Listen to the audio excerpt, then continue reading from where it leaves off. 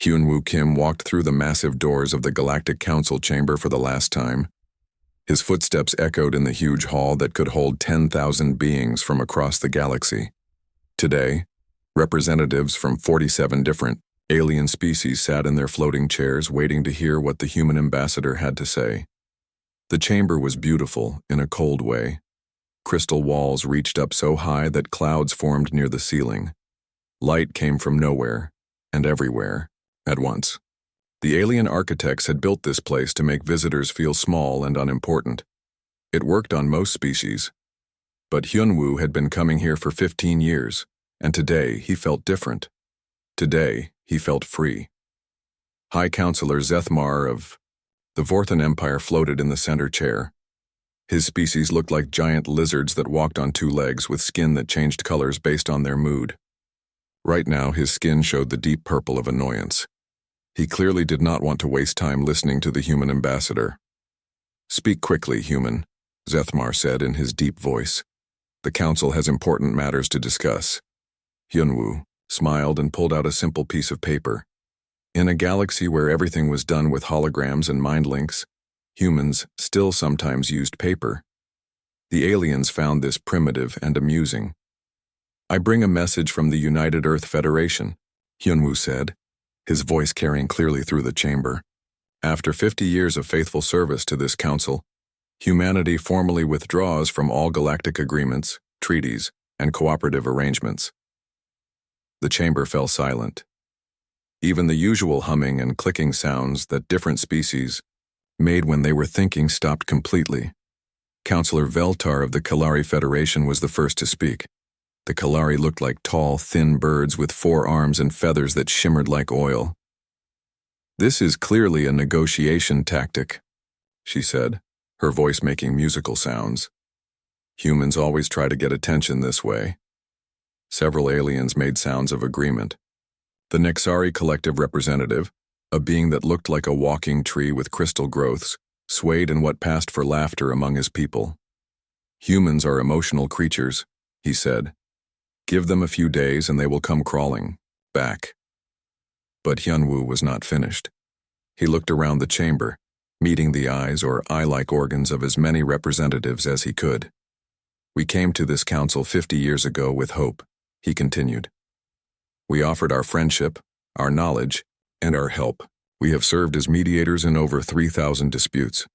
We have shared our technology freely. We have solved problems that this council said were impossible to solve. And yet," Hyunwoo's voice grew stronger, "we have been treated as junior, members at best and servants at worst. We have no voting rights. Our suggestions are ignored until someone else presents the same ideas. We are called upon to fix problems but never invited to help prevent them." Zethmar's skin shifted to an angry red color. "You dare to complain? Your species has been in space for barely 200 years. Most of us have civilizations older than your entire recorded history. You should be grateful we even allow you in this chamber." "Grateful?" Hyunwoo asked. "For what?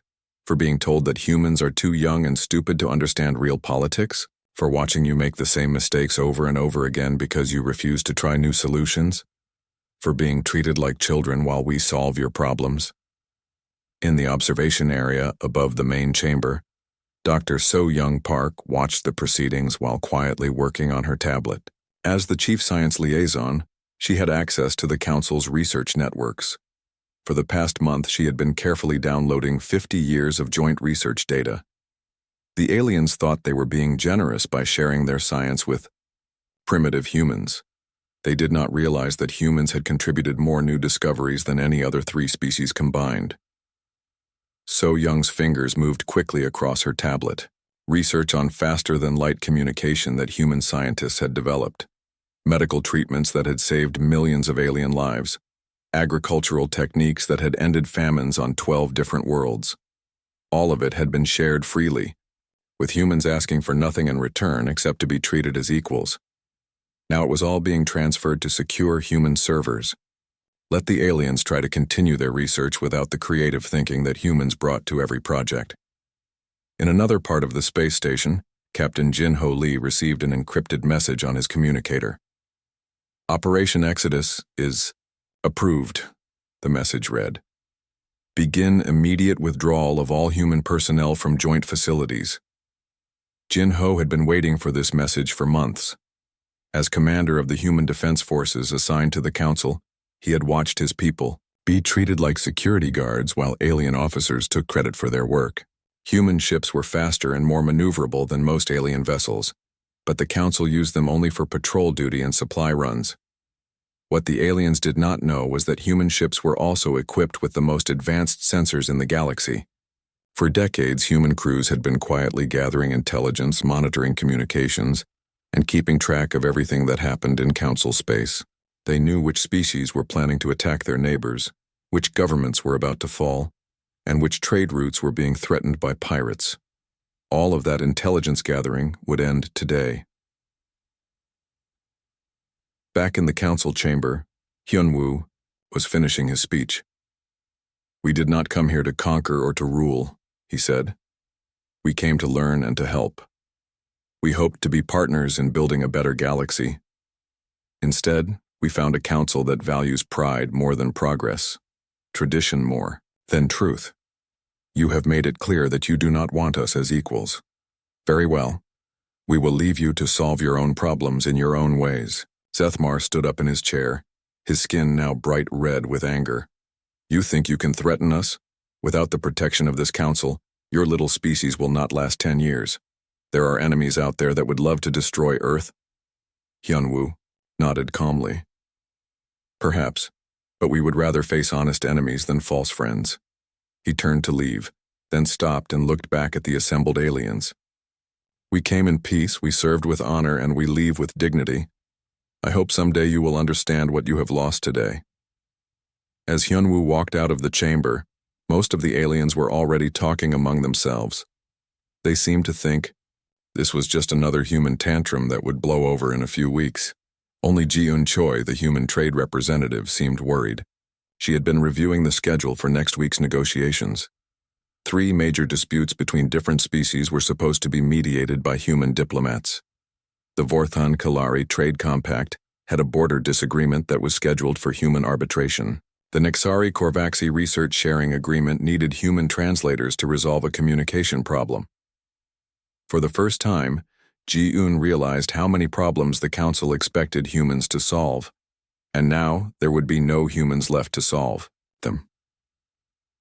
As the great doors closed behind Hyun-woo Kim, the first cracks in the galactic order began to show. But none of the proud alien civilizations could see them yet.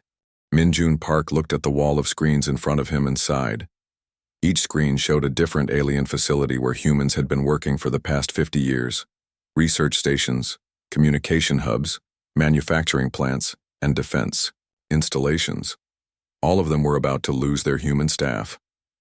As chief engineer for human-alien cooperative projects, Min-jun had spent the last 20 years helping alien civilizations improve their technology. The aliens were proud of their ancient knowledge, but they had become stuck in old ways of thinking. Humans brought fresh ideas and creative solutions that made everything work better. Now, all of that was ending. "Begin shutdown sequence for station Alpha 7, Min-jun said into his communicator. On the screen, he watched human engineers start powering down systems at a Nexari research facility. The Nexari had built the station 300 years ago to study quantum physics. It was an impressive facility, but the aliens had designed everything to work in rigid, predictable ways. When humans arrived, they had added adaptive systems that could change and learn. The station's productivity had increased by 400%. The Nexari scientists thought this was because of their superior intelligence. They did not realize that humans had quietly rebuilt most of their systems from scratch. Dr. Yoon Ji-song was one of the last humans on the Nexari station. She watched her alien colleagues rushing around in panic as warning lights started flashing all over their control room. "The quantum resonance chamber is not responding," said Dr. Zilmoth, a Nexari scientist who looked like a walking tree with crystal growths. "The adaptive algorithms have stopped working." "Maybe you should try restarting the system," Yoonji suggested, though she already knew it would not help. The Nexari had never understood how the adaptive algorithms worked. Humans had tried to explain the principles many times, but the aliens, preferred to think of the technology as a black box that they did not need to understand. They just expected it to work forever. "We have tried restarting 17 times, Dr. Zilmoth said, his crystal growths flickering with stress patterns. Nothing is working. The entire station's productivity will drop to pre-human levels." Yunji felt sorry for her alien colleague, but there was nothing she could do. The adaptive systems had been designed to shut down safely when human oversight ended. Without constant monitoring and adjustment by human engineers, the systems would eventually break down or malfunction in dangerous ways. "I have to go," Yunji said softly. "My transport leaves in 1 hour." Dr. Zilmoth stared at her with his large, faceted eyes. "But who will maintain the quantum resonance systems? Who will optimize the research protocols?" "You will have to figure it out," Yunji said. "You are brilliant scientists. I am sure you will find a way." But as she walked away, Yunji knew the truth. The Nexari were excellent at theoretical research, but they were terrible at practical problem-solving. They could discover new laws of physics, but they could not figure out how to make those discoveries useful. That was why they needed humans. Across the galaxy, similar scenes were playing out on dozens of worlds and space stations. The galactic communication network was beginning to show serious problems. For 2 centuries, the network had connected thousands of worlds through a complex system of relay stations and quantum transmitters. Messages that should have taken minutes to cross the galaxy were now taking hours or even days. The alien engineers who built the network understood the basic technology perfectly. What they did not understand was how to make it work efficiently when different species tried to communicate with each other. Humans had spent 50 years studying the communication patterns of every species in the galaxy. They learned that Vorthons used direct aggressive language that offended the peaceful Kalari. They discovered that Nexari scientists communicated through complex mathematical formulas that confused everyone else. They figured out that Korvaxi traders used subtle implications that most species completely missed. Human engineers had built translation systems that did not just convert words from one language to another. They converted entire ways of thinking. A Vorthon military commander could send a message that would be automatically adjusted to sound polite and respectful when it reached a Kalari diplomat. A Nexari research report full of equations would be converted into simple language that other species could understand. Now those systems were failing. Without human oversight, the translation programs were making more and more mistakes. A friendly greeting from one species might be translated as an insult to another. Technical instructions were becoming garbled. Diplomatic messages were being misunderstood in ways that could lead to serious conflicts. But the worst problems were in the military sector. Admiral Donghyun Cho stood on the bridge of his flagship, watching as human ships across the galaxy received the same orders he had just given. "All vessels, begin withdrawal from joint patrol routes. Return to Earth space immediately." The aliens had always looked down on human military technology. Human ships were smaller than the massive battleships that other species built. Human weapons were less powerful than the planet-killing devices that some civilizations possessed. Human fleets were tiny compared to the vast armadas that patrolled the galaxy. What the aliens had never realized was that humans had been doing most of the actual work of keeping the galaxy safe. While alien fleets focused on showing off their strength, human ships had been quietly patrolling the dangerous border regions where pirates and smugglers operated. While alien intelligence services spent their time spying on each other, humans had been tracking real threats like criminal organizations and rogue military groups. Lieutenant Commander Hye-Jin Kim was returning from one of these patrol missions when she received the withdrawal order. Her ship had just finished investigating reports of unusual activity in the Outer Rim territories. What she had found was disturbing. A large fleet of unknown ships gathering near an uninhabited star system. Under normal circumstances, Hye-Jin would have reported this information to the Council's military command. They would have sent a joint task force to investigate, probably preventing whatever attack or invasion the unknown fleet was planning. But now there was no point in reporting anything. Human ships were leaving, and the aliens would have to handle their own security problems. "Set course for Earth," Hye-Jin ordered her crew. "Maximum speed." As her ship jumped into hyperspace, she wondered how long it would take the aliens to notice that their early warning systems had stopped working. How long before they realized that most of their intelligence about potential threats came from human sources? The answer came sooner than anyone expected. Within 72 hours of the human withdrawal announcement, 3 separate territorial disputes escalated into serious crises. The Vorten Empire accused the Kellari Federation of moving military ships into disputed space. The Kellari claimed they were only defending their trade routes. Both sides demanded that the council send mediators immediately, but there were no human mediators left to send. The border between Nexari and Korvaxi space, which had been peaceful for decades thanks to human-monitored early warning systems, suddenly became tense when both sides detected what they thought were enemy scout ships. Without human intelligence officers to verify the contacts, both civilizations began moving their fleets into defensive positions. In the Outer Rim, where Hyejin Kim had detected the unknown fleet, pirates began attacking merchant ships with unusual boldness. The pirates seemed to know exactly which routes were no longer being patrolled by human vessels. Back on Earth, government officials watched the reports coming in from across the galaxy. Some felt guilty about leaving their former allies to face these problems alone. Others pointed out that the aliens had never appreciated human contributions anyway. President Moon-hee Bayek called an emergency meeting of Earth's leadership. "The withdrawal is proceeding as planned," she said, "but we need to be prepared for what comes next. The galaxy is going to become a much more dangerous place very quickly. Maybe they will learn to value what we were doing for them," suggested Defense Minister Tai-ho Jung. "Maybe," President Bayek replied. "But pride is a powerful thing. It may take a complete disaster before they are willing to admit they made a mistake." As if to prove her point, a new report arrived from the Galactic Communication Network. The message was from High Counselor Zethmar, addressed to all human colonies and Earth itself. "The Galactic Council formally rejects human attempts at diplomatic blackmail," the message read. "Any human vessels found in Council space after the withdrawal deadline will be considered hostile. We do not need human help to maintain galactic peace and prosperity." President Beck shook her head sadly. The aliens still did not understand what was happening. They thought this was a negotiation tactic, a way for humans to demand better treatment.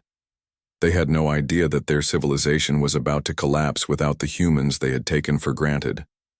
Outside Earth's atmosphere, the last human transport, ships were arriving from distant alien worlds, carrying thousands of human civilians who had spent their lives working to make the galaxy a better place. They had been teachers, doctors, engineers, and diplomats. They had solved problems, prevented wars, and shared their knowledge freely.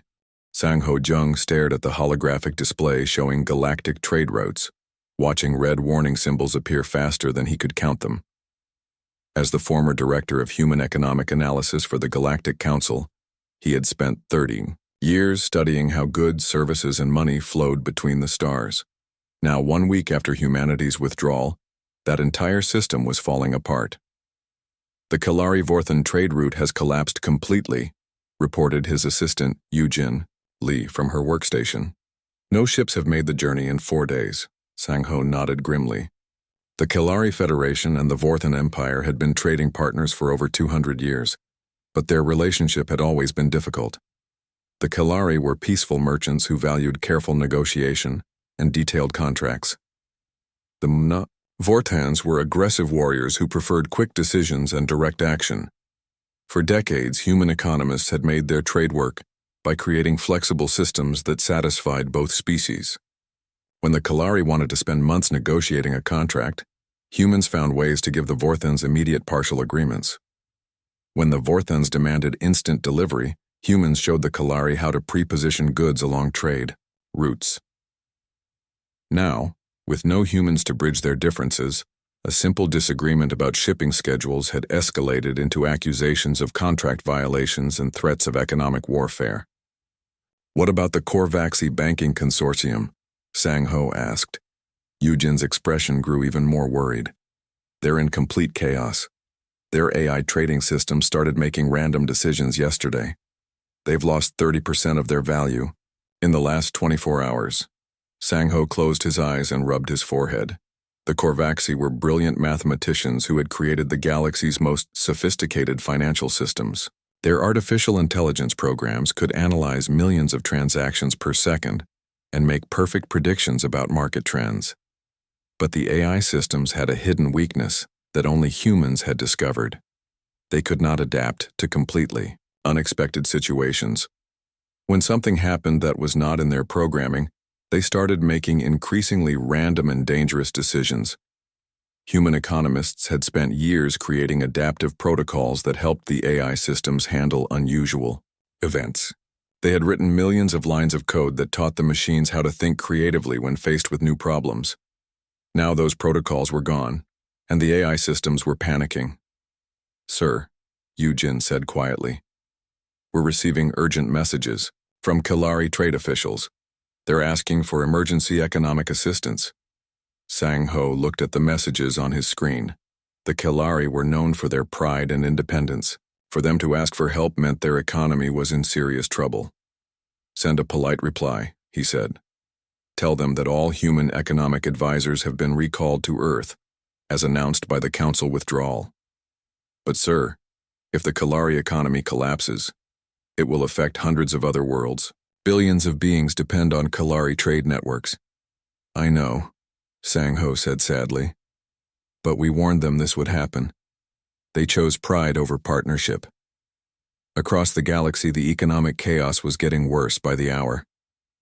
Trade routes that had operated smoothly for centuries were breaking down as different species discovered they could not work together without human mediation. The Nexari Collective had always been focused on pure research, caring little about practical applications. Human economists had created systems that turned Nexari discoveries into profitable technologies, with the money funding more research. Without humans to manage the process, the Nexari were running out of funding and could not figure out how to commercialize their own inventions. The Ethereal Conclave, one of the galaxy's oldest civilizations, had built their economy around complex philosophical principles that other species found impossible to understand. Human translators had spent decades creating simple explanations that made ethereal services accessible to everyone. Now those translation systems were failing, and other species were stopping all trade with the ethereals. But the economic problems were only the beginning. Much worse were the political failures. Ambassador Taemin Kang had been Earth's expert on interspecies communication for 25 years. From his office on Earth, he watched reports of diplomatic disasters across the galaxy. The Nexari-Vorthon Science Exchange, one of the most successful partnerships in galactic history, had just collapsed after a meeting that was supposed to discuss joint research projects. The problem had started with a simple misunderstanding. When Nexari scientists wanted to express enthusiasm about an idea, they released chemical pheromones that made their crystal growths glow brighter. To them, this was like humans smiling or clapping. But Vorthon warriors interpreted bright lights as a threat display. In Vorthon culture, making yourself more visible was what you did just before attacking an enemy.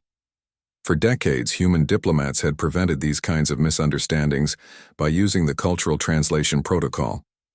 This system analyzed every gesture, every word, and every pheromone release, then explained to each species what the others really meant.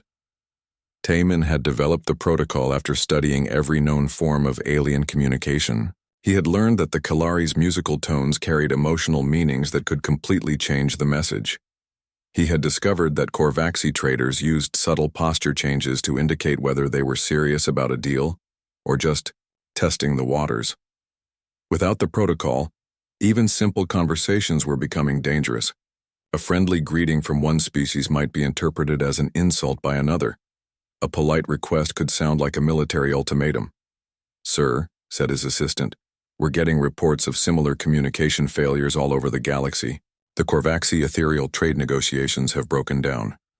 The Kellery-Nexari cultural exchange program has been cancelled.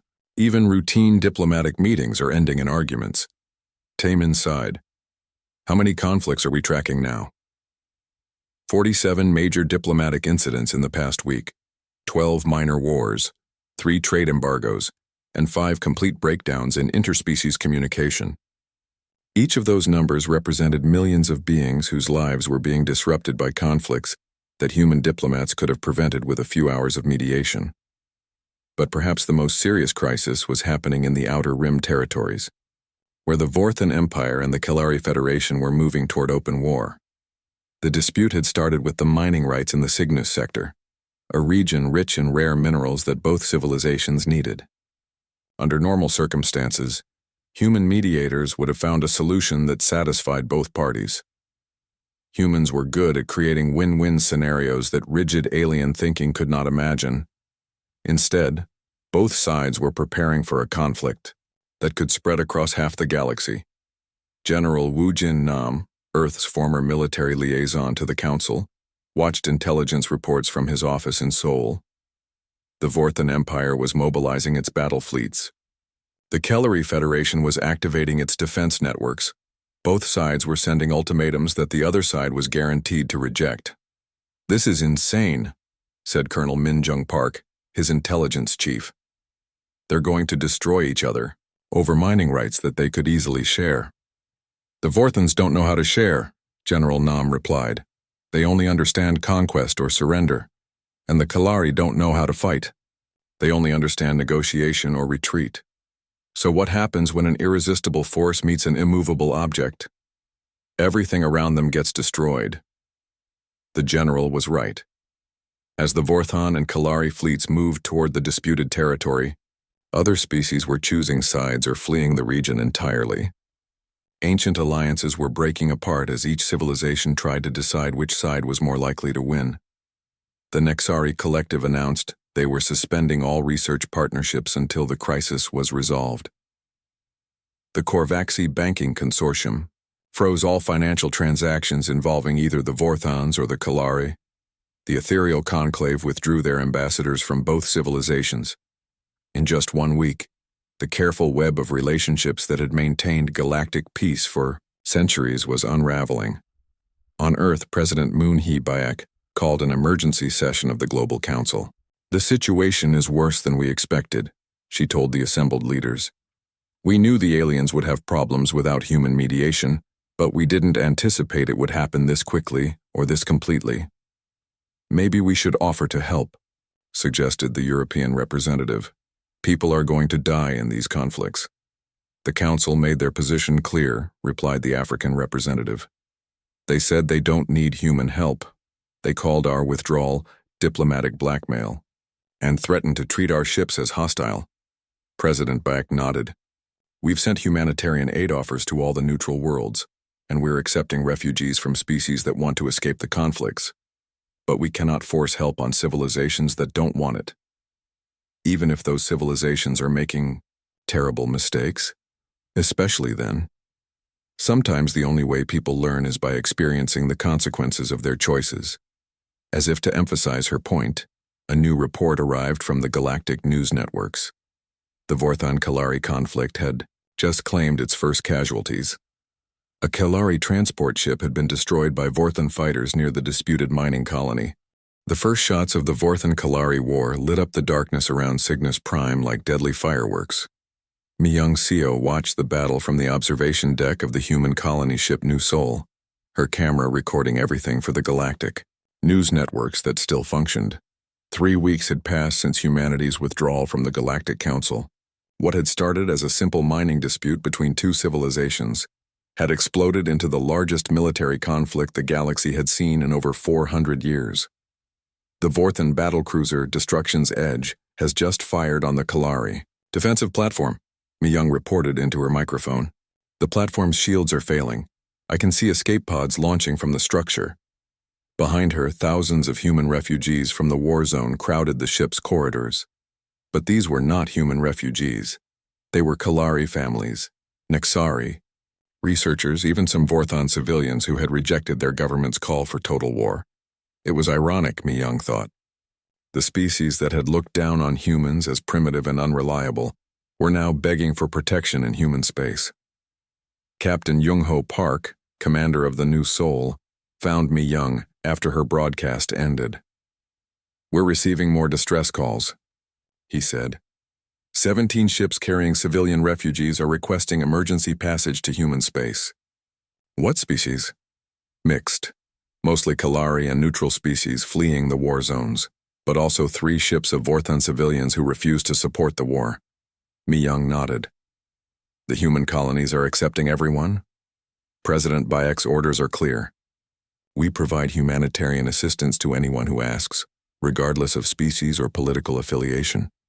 But we maintain strict neutrality in the conflict itself. That neutrality was being tested. Every day, both the Vorthons and the Kalari sent messages to Earth asking for military support. The Vorthons promised great rewards if humans would join their conquest. The Kalari offered permanent trade partnerships if humans would defend their worlds. But Earth's response was always the same. Humanity wishes both civilizations to find a peaceful resolution to their dispute. We will provide humanitarian aid to all refugees, but we will not take sides in this conflict. The war was spreading faster than anyone had predicted. Old grudges between different species were surfacing as the careful diplomatic balance maintained by human mediators collapsed completely. The Nexari collective had sided with the Kalari, claiming that Vorthon aggression threatened scientific research throughout the galaxy. The Korvaxi Banking Consortium supported the Vorthons, hoping to profit from war contracts and the economic chaos. Smaller civilizations were being forced to choose sides or face economic isolation. Ancient alliances that had lasted for centuries were breaking apart as each species tried to protect their own interests. General Wu Jin Nam watched the war's progress from Earth's military command center. The tactical displays showed battle fleets moving across dozens of star systems, leaving destroyed worlds and shattered economies in their wake. The Vorthons have just captured the Kalari mining base at Beta Cygnus, reported Colonel Minjung Park. But their supply lines are already overextended. The Kalari are using hit-and-run tactics that the Vorthons can't counter effectively. Predicted duration of the conflict? Unknown, sir. Both sides are fighting in ways that guarantee maximum destruction with minimum strategic gain. The Vorthons only know how to attack directly. The Kalari only know how to defend and retreat. Neither side knows how to actually win a war. General Nam shook his head. What about casualty estimates? Over 2 million military deaths in 3 weeks. Civilian casualties are approaching 5 million and rising rapidly. Those numbers represented a catastrophe beyond anything the galaxy had experienced in living memory. Wars between galactic civilizations had always been limited affairs, carefully managed by diplomatic protocols that humans had helped develop over 50 years. Without human mediation, the Vorthon-Kalari conflict had become a total war with no rules and no limits. But military disasters were only part of the crisis facing the galaxy. Dr. Kyung-Soo Lim sat in his laboratory on Earth, staring at reports from across the galaxy that made his heart ache. As the former director of the Universal Disease Prevention Initiative, he had spent 20 years helping alien civilizations eliminate plagues and epidemics. The initiative had been one of humanity's greatest gifts to the galaxy. Human medical. Researchers had studied the biology of every known species, then created monitoring systems that could detect and stop disease outbreaks before they became serious threats. Now those systems were failing, and ancient plagues were returning to worlds that had been free of disease for decades. The Andorian plague has reappeared on 7 Kalari worlds, reported his assistant, Dr. Haewon Cho. The automated treatment facilities are not working properly. They keep producing vaccines for the wrong strain of the virus. Dr. Lim closed his eyes. The Andorian plague was a shape-shifting virus that constantly mutated to avoid immune system responses. Human researchers had developed adaptive treatment systems that could change the vaccine formulation in real time as the virus evolved. But the systems required constant human oversight to function properly. Without human medical experts to monitor and adjust the treatments, the automated facilities were essentially shooting randomly at a moving target. How many casualties so far? Unknown. The Kalari medical system is overwhelmed by war refugees. They can't provide accurate statistics. What about other disease outbreaks? Dr. Cho pulled up a galactic health map that was covered in red warning symbols. The Nexari crystal rot has returned to 3 research stations. The Vorthon battle fever is spreading through their military fleets. The Corvaxi neural parasites have infected 2 banking centers. Each of these diseases had been eliminated years ago through human-designed prevention programs. The cure formulas still existed, but the complex production and distribution networks had been built around human organizational principles. Humans understood that medical emergencies required rapid response and flexible resource allocation. They had created systems that could quickly shift production from one vaccine to another, redirect supplies to areas that needed them most, and coordinate between different species' medical establishments. Without human coordination, each species was trying to handle medical crises using their own traditional methods, which were slow, inflexible, and often incompatible with the approaches used by their neighbors. The galaxy's infrastructure was collapsing in other ways too. Navigator Haiwan John had been Earth's representative to the Stellar Cartography Project for 15 years. The project maintained the hyperspace navigation charts that made faster-than-light travel possible throughout the galaxy. From her office on Earth, she watched reports of navigation failures causing disasters across known space. Another commercial liner has been lost in hyperspace, reported her colleague. The ship entered a navigation hazard that should have been clearly marked on their charts. Heywan pulled up the navigation data for that region of space. What she saw made her angry and sad at the same time. The charts are 3 months out of date, she said. That navigation hazard was discovered and reported by human survey ships 4 months ago.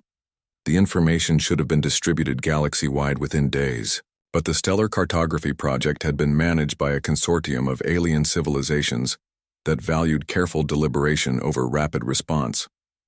They preferred to study new discoveries for months before updating their official charts. Humans had solved this problem by creating parallel rapid update systems that could warn ships about immediate hazards while the official charts were being updated. These systems used innovative algorithms that could predict where new hazards might appear and route ships around potentially dangerous areas. Now the rapid update systems were gone, and ships across the galaxy were flying blind through regions of space that were becoming increasingly dangerous.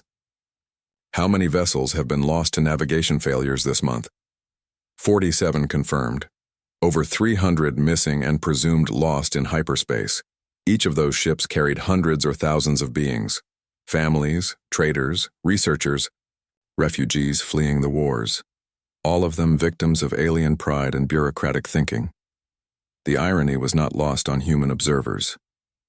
The galaxy's most advanced civilizations, with their ancient wisdom and superior technology, were failing at basic tasks that human primitives had been handling successfully for decades. But the worst revelation was still to come. Elder Counselor Zeltara of the Ethereal Conclave was one of the few alien leaders wise enough to recognize what was really happening. Her species was among the oldest in the galaxy, with a civilization that dated back over 10,000 years. From her crystal palace on the ethereal homeworld, she had watched the human withdrawal with growing alarm. Unlike other species, the ethereals had always valued the unique contributions that humans brought to galactic civilization. Now she was conducting a desperate investigation to understand exactly what the galaxy had lost. The evidence is undeniable, she told her research council. Humans were not merely participants in our civilization. They were its essential foundation. The council chamber fell silent. For a species that prided itself on ancient wisdom, this was a shocking admission. 6 months after humanity's withdrawal from the Galactic Council, Elder Counselor Zeltara stood in the ruins of what had once been the galaxy's greatest civilization. The Ethereal Conclave's crystal palace, built over thousands of years, showed cracks that ran from foundation to peak, not from age or weather, but from the economic and social earthquakes that had shaken every world since the humans left. Through the palace's transparent walls, she could see refugee ships filling the sky. Beings from dozens of species had fled to ethereal space, hoping that one of the galaxy's oldest civilizations might have wisdom enough to solve the crisis. They were wrong. The ethereals were just as helpless as everyone else. The latest reports, Elder Counselor, said her aide, presenting a data crystal that glowed with urgent red symbols. Zeltara absorbed the information directly through her species' neural interface. The numbers were worse than she had feared. Galactic. Trade had collapsed by 80%. 3 major wars were raging across 17 star systems. Over 40 million beings had died from wars, disease outbreaks, and infrastructure failures. Entire civilizations were on the verge of economic or social collapse. "Have we received any response to our request for assistance?" Zeltara asked. Earth's government sent a polite reply.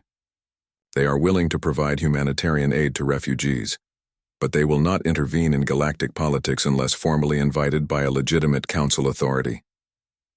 Zeltara made the ethereal equivalent of a bitter laugh. A legitimate council authority. The council dissolved itself 3 weeks ago when the remaining members could not agree on how to end the Vorthon-Kellery War. It was the final irony. The proud alien civilizations had spent so much time arguing about who was in charge that they had forgotten to actually govern anything. But Zeltara was determined to try one last desperate solution. "Prepare my personal ship," she commanded. "I am going to Earth." Her aide's energy field flickered with concern. "Elder Counselor, the journey through human space could be dangerous. Many species consider any contact with Earth to be treason. Against the galaxy, Zeltara replied, has already committed treason against itself." 3 days later, Zeltara's ship entered Earth's solar system. She had brought representatives from 12 other species with her, the few leaders wise enough to admit that their civilizations needed help. They were met by a human escort fleet led by Admiral Donghyun Cho, who had once served alongside alien forces in the old Council's joint military operations. "Welcome to Earth, Elder Counselor," Admiral Cho said over the communication channel. "President Beck is waiting to meet with you." The meeting took place in Geneva, in the same building where humans had first signed the agreement to join the Galactic Council 50 years earlier. The symbolism was not lost on anyone present. President Moon-hee Beck looked older than when she had announced humanity's withdrawal. The past 6 months had been hard on Earth's leaders, who had watched the galaxy burn while being unable to help, without making things worse. "Elder Counselor," President Bayek said formally, "Earth welcomes your delegation. How can we assist you?" Zeltara had practiced this moment for the entire journey to Earth. Her species was among the most ancient and proud in the galaxy. They had never admitted error in their 10,000 years of recorded history. But some mistakes were too large to ignore. "President Bayek," Zeltara said, her voice carrying harmonic undertones of deep regret, "I have come to offer humanity the first formal apology in galactic history." The human delegation sat in stunned silence. Even President Bayek, who had spent decades in politics, seemed shocked by the statement. "We were wrong," Zeltara continued. "We treated your species as servants when you were our teachers. We dismissed your contributions when they were holding our civilization together. We took credit for successes that were entirely your creation." She gestured to the other alien representatives who had come with her. "We represent the few civilizations that survived the past 6 months without complete collapse. We come not as conquerors or negotiators, but as students asking for wisdom from their teachers." President Bayek looked around the table at her advisors, then back at the alien delegation. "Elder Counselor, we appreciate your words, but apologies cannot undo the damage that has been done. Millions have died. Entire civilizations have fallen. The galaxy you are asking us to help restore no longer exists. Then help us build a new one," Zeltara replied. "A better one." The negotiations that followed lasted for 3 weeks. Not because the terms were complex, but because everything had to be rebuilt from scratch. The old Galactic Council had been based on hierarchy and ancient privilege. Species with older civilizations had more power. Military strength determined voting rights. Economic influence bought political control. Director Changmin Oh of the newly formed Human Galactic Advisory Council presented a different model. "We propose a network instead of a hierarchy," he explained. "Each species contributes their unique strengths to solve common problems. No species is superior to others. No species is subordinate to others. But how would decisions be made?